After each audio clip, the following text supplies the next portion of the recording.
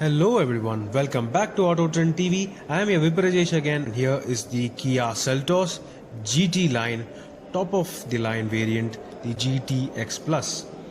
It is a snazzy looking car. As you can see, it's got a whole lot of chrome elements at the front, along with this interesting knurled finish for the grille chrome inserts. It looks really cool and first in segment. First for any car, I suppose. And it's got glossy black finishing on the grille. It's got these nice looking headlamp setup with the heartbeat shaped daytime running LED patterns. It is overall well proportionate and looks really smart in terms of design. And coming on towards the side, as you can see, the detailing on the headlights, it looks really cool. The alloy wheels are 17-inch dual tone diamond cut alloy wheels. They are of Goodyear Assurance tires. I don't know why did they prefer Goodyear, but it's okay. This is, as you can see, the size of the tire is 215, which is okay for this size of car. Moving on towards the back, you can see that even the rear wheels have disc brakes, so that's really good. The door handles are interesting. It's kind of Hyundai like, it is a whole single unit door handle, unlike the handle which usually has two sections. And the tail lights are similar in terms of design with the heartbeat shape, and this is the GT line badge over here. And of course it's a turbocharged GDI engine. Coming to the engine, it's a 1.4 liter turbocharged petrol engine producing around 140 horsepower. This is the Seltos badging over here, taking its place proudly. And yeah, that's just a quick walk around of the new Kia Seltos. I'll just get inside the cabin now. The first thing you might notice is the request sensor on the door handle. Opening the door is light, but the design is really impressive on the inside. But there are hard plastics on top of the door pad, whereas the soft padding is at the middle where you might place your hands. The mirror controls and window controls are standard affair quality, so it's definitely okay and will withstand the abuse. The speakers has got an interesting design detailing on it, and the bottle holders are really big and generous. There is this metal plate with Seltos, the door sill plate. And yeah, this is the interior. As you can see, it's got GT line stitching on the seats. It's a white leather. I don't know how clean would it be on the long run, but it's got contrast elements, black and red. Of course, this is a power adjustable driver seat. And over to the right side of the driver, you can see that it's got a push button start. It's got electronic stability program off, HUD display, and brightness controls and headlamp leveling as well. So moving into the driver seat, the first thing you might notice is the steering wheel. It is really good in design. It looks sporty. It kind of reminds you of various other BMW models. It has got all the audio controls and voice commands on the left side, whereas on the right side you get the instrument cluster, operation button, and cruise control functions as well. So this looks ordinary on when the vehicle is actually switched off. I couldn't switch it on because the battery is low. This here is the massive 10-inch touchscreen system, and there is the brand, it's Bose, and there is a Bluetooth mentioned over there, which is kind of silly, but overall the quality is really good. If you see, this side on the dashboard, on the left side, is a kind of soft material, but over on the top it's hard. So they have tried to make it as good quality as possible. The IRVM, as you can see, it kind of reminds you of the Hyundai Venue. There is this Uvo Connect, which is basically the Hyundai's Blue Link, but it's the Kia version over here. And the IRVM itself is auto dimming. These are the sunroof control buttons and the interior dome light buttons. Sorry, I couldn't switch the vehicle on because the battery was unplugged. There is this sunglass holder popping out. Everything feels good quality, but except for this, the mirror on the sun visor for the passenger side isn't having any kind of lid or a sliding opening lid or something. It's just there. The driver side does not have a mirror. It has a ticket holder. The AC vents are of really good quality, and have a good range of adjustment as well. There is the standard hazard lamp, but the AC control over here is kind of similar to the Harrier, where you get buttons for most of the purposes except for the temperature adjustment.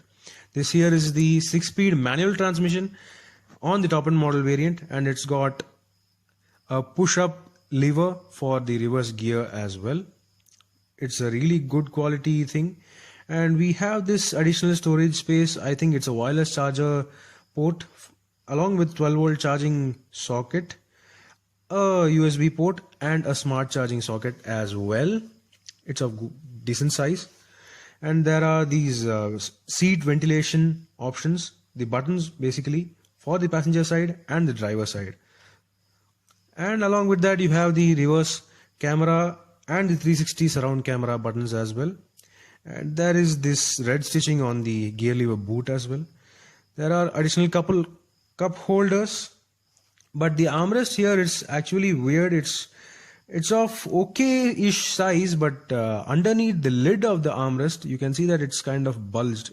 There is an additional, it looks like it's got an additional storage space hidden, just like on the XUV 500, but it is not the case.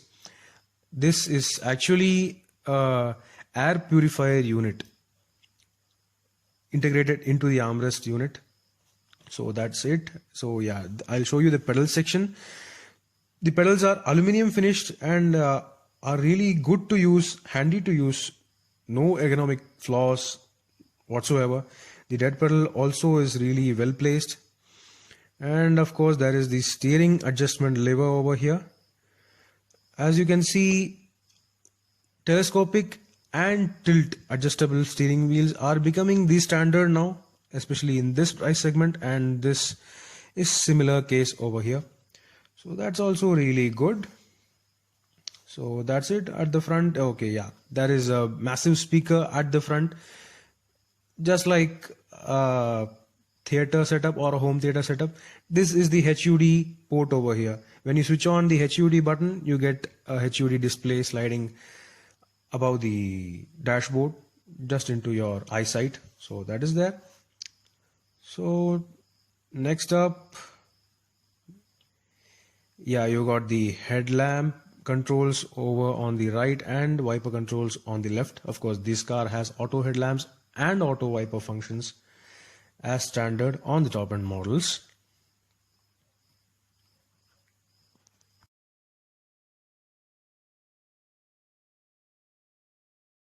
I'll right now get inside the back seats of the Kia Seltos. So opening this chunky door handle, yeah, the first thing you might notice is that there is an interesting play between black and white design elements, and it looks seriously good. Everything here feels impressive in quality. Just look at the leather feel on the seats. Of course, these have pores, but this is not ventilated seats. There is a decent sized armrest with a couple holders. So yeah, once we put that aside, the back seat itself has got 3 headrests, which is really good, and it is even reclinable. It's a 2-step reclining back seat, so that's really good in this segment for 5-seater SUV. There are the standard rear AC vents, and as you can see, there is a smart purifier integrated into the front center armrest. So yeah, it looks to be like a decently spacious cabin. And where is the light?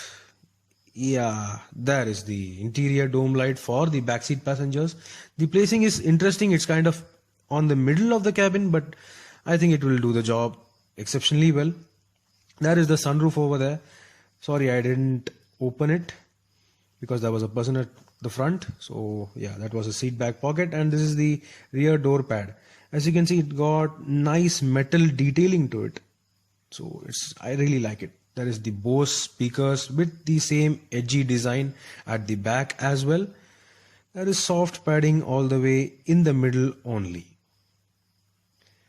So yeah, the another thing which I would like to show is that these sun blinds, which are really handy to use, just like on the Tata Hexa, they really cover the window very well. So yeah, that is these are the rear seats. Basically, they are of good quality, and yeah, there is this door sill plate with the Seltos branding as well. I'll just try sitting on the back seat behind the driver's seat, so that will actually help me judge the space better. So yeah, first thing, the legroom is okay. It is kind of similar to the Jeep Compass legroom, which I reviewed yesterday. So yeah, everything feels standard, and everything feels really good to touch, good to feel, good to hold. But yeah, there is a certain lack of under thigh support, I would say. So this is a look at the dashboard. It looks really good. Yeah, the next thing I would mention is that how do you recline and fold the back seats. As you can see, sorry, I didn't push in the headrest. So yeah, when I push the headrest, it folds almost flat, so you get a really good loading bay and good loading space. Sorry, I am unable to open the boot now currently because the vehicle has a disconnected battery. So that's it, it's an easy affair. So that was a brief walk around of the all-new Kia Seltos. The Kia Seltos is actually a pretty impressive machine on paper as well as in person, except for its compact looks, which is actually quite similar in dimensions when you compare with the Hyundai Creta. And talking about category, the executive people over here are expecting that this Kia Seltos will be positioned above the Hyundai Creta in terms of category and pricing as well. So the pricing here is expected around 17 lakhs ex-showroom for this top of the line GTX Plus variant, which is actually quite dangerously close to the much larger MG Hector as well as the Tata Harrier. Now let's see how does Kia actually price this new SUV in the Indian market. Do let me know what do you think about the Kia Seltos in the comment section below. This is Viprajesh signing off. Thank you for watching. Thanks for watching this video. Please subscribe for more videos. If you like this video, click the like buttons and give your comments.